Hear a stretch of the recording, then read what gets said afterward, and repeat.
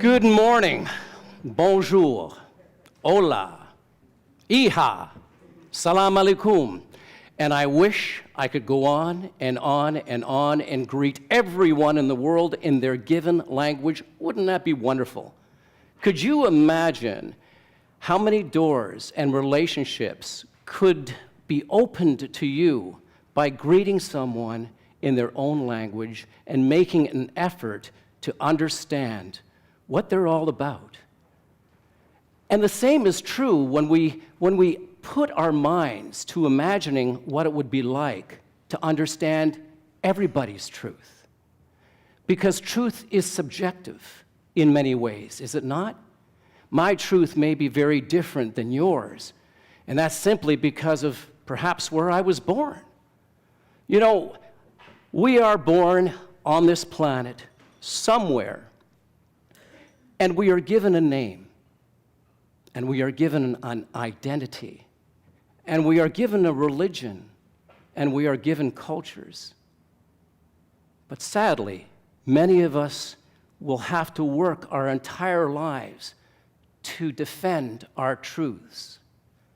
A truth is a belief in a set of facts or circumstances that we believe to be so. And is mine any better than anybody else's? No, it may be different, but it does not remove the value of anybody else's truth. It is subjective.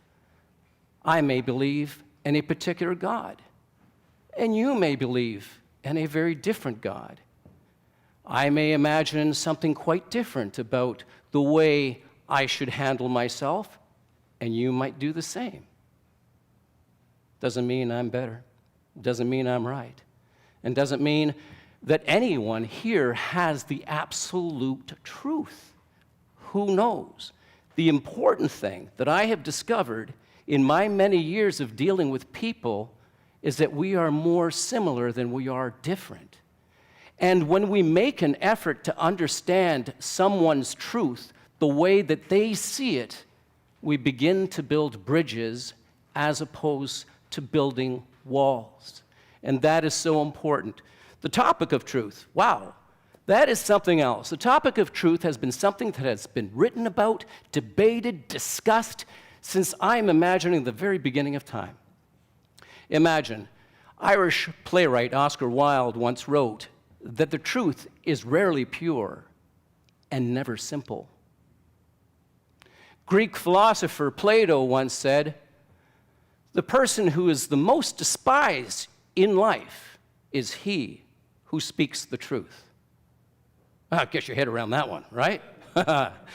And do we all tell the truth? Heck, no. A lot of us may stretch the truth for whatever reasons. Maybe it's to, well, treat someone we really care about without offending them. Honey, do I look fat? Well, dear, how I answer that one may not be the best way. I've got to think about it. And let's imagine this, and you may have to plug your ears here.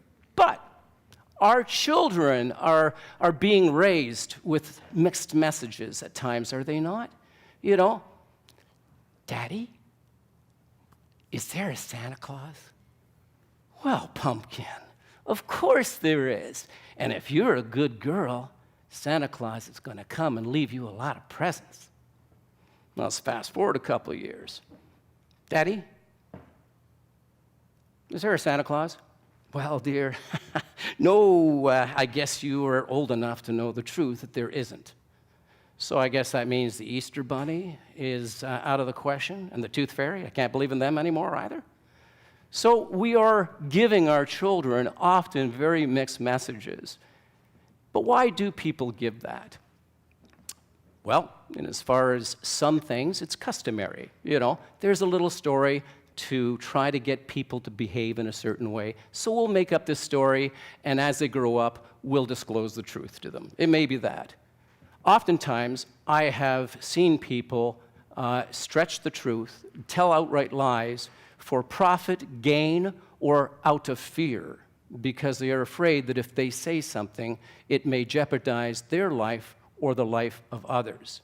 So we all know that sometimes stretching the truth or downright lying happens, but it happens for a reason that most people will justify afterwards.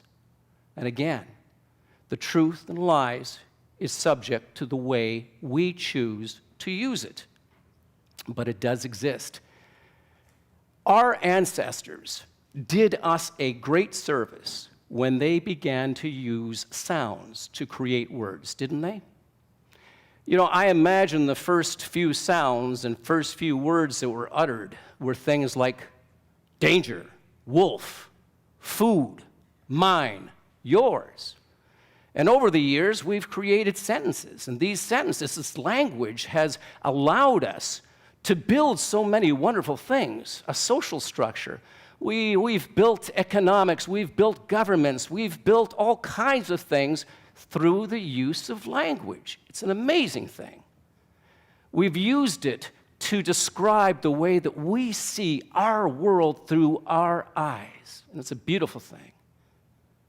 But we also used it to turn things around and to outright hurt other people. And some of the very people that we trust to be truthful to us are the most untruthful people to us. Some of our elected officials, for example, some of our scientists, the food industry, the news, for goodness sake, false news. And is false news something new? It is not. Apparently, and I don't know if this is true, but one of the first recordings of false news was Cleopatra. Cleopatra apparently spread the news that she had been killed, and Michael Anthony, or whatever his name is, hearing this news and being so much in love with her, put a dagger into himself to kill himself because of that sad news, and ended up dying in her arms. So false news is not new. The point of all this is that there are terrible injustices being done to each and every one of us when we know downright that some of the people that we trust the most are the ones who are not being truthful to us the most. And our challenge is not only to talk about it, but to take action. So the truth is something that we ought to question, always. But there are certain truths that we do not have to question. There are certain truths that we can share, and they will apply to each and every one of us, but we have to say what they are. So I'm here to talk to you about negotiations and how a shared understanding of the truth can help you not only achieve what you want, but make the world a better place. What is that? One of the greatest gifts, one of the greatest lessons that I ever discovered as a police officer, and it's not something new, you've all heard this before, but here it is. This is what I brought out of police work with me, or what I developed out of police work from the time I started. It was probably a year into the job, and I recognized something. Wow, what did I recognize? I recognized that the person standing across from me was more similar to me than they were different. That person, whether or not their religious beliefs were mine, or the color of their skin were mine, whatever their thoughts or ideas or truths were, they were more similar to me than they were different. What did that mean to me? Is that when I began to deal with them and talk with them, I could imagine myself in their shoes.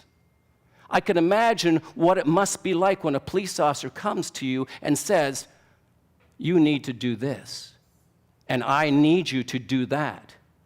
But when I understood the emotional being across from me, that they were more similar to me than they were different, it made my job easier.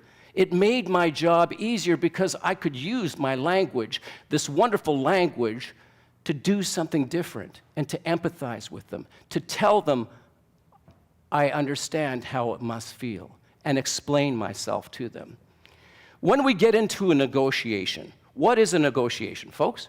A negotiation is merely when two or more people gather together to reach agreements.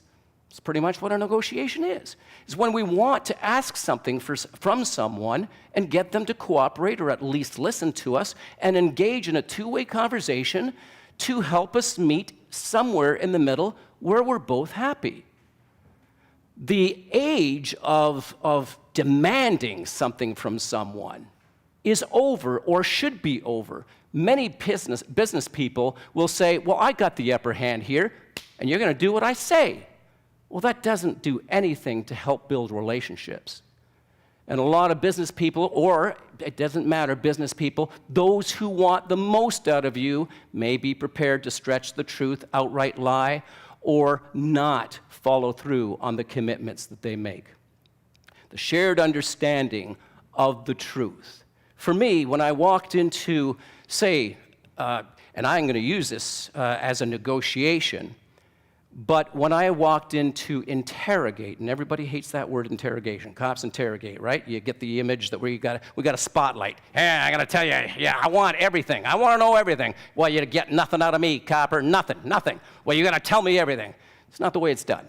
Or at least, well, some people still do it that way. It's terrible. But the idea of walking in to a criminal and extending my hand and saying, listen, my name is Paul. I'm the detective in charge of this investigation. I'm not here to judge you. I'm not here to find you guilty of anything. I'm only after the truth. And I promise you that I will treat you with dignity and respect. And I would appreciate that you treat me with dignity and respect in return. Now let's just talk. I have no idea who you are. I have absolutely no idea who you are. I've got this image of you that the detectives have painted out there. And it's not a good one, but I just don't know who you are. Let's take a few minutes and let me tell you a little bit about myself. See, that's how we enter into a negotiation. Not with a prejudgment of someone. We can decide to look at the other individual and be honest and open with them and say, I know that you may see things from your world that's a little bit different than mine, but that's okay. Because right now, together, let's share truth, that we are each going to work together to see if we can create something together, that we can agree on something that will be mutually satisfying. And when we take that approach, we build relationships that are lasting. And how does that change the world? When we begin to treat each other honestly and openly and ask them for the same in return, it leaves a seed in their minds that they were treated well. And they're going to leave and they're going to share that with someone else. And then that person is going to say, wow, I haven't been treated that way in a long time. And they're going to do the same with everybody else. So here is my commitment, or more, my commitment to the world is that I want to make it a better place. And I hope that it is your commitment as well. And what I would like you to be challenged to do is that the next time you enter into a negotiation, you recognize that the person you're negotiating with is more similar than they are different to you, and that you take the time to understand their truths without judging them, and then you work together to make this world a better place. Thank you.